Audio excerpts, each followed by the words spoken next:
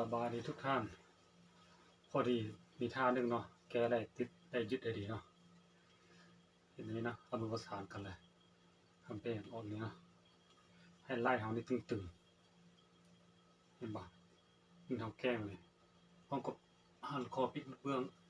สลับกันเห็นไว้เนาะเฮ็ดแห้งๆเท่าที่จะได้เป็นการดึงตอนนี้ดึง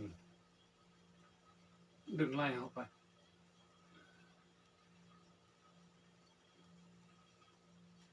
ผ่อนคลายเบาๆเนาะผ่อนคลายเบาอะไรก็ตอนเอา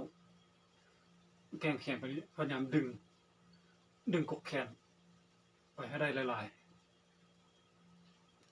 หลังจากเห็นแล้วรู้สึกโล่งเลยรู้สึกโล่งบ้าเนาะ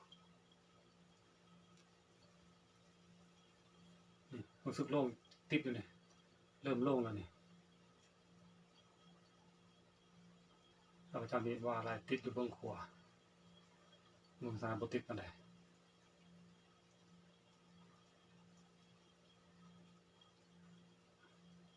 ลองเฮ็ดเบิ่งเด้อ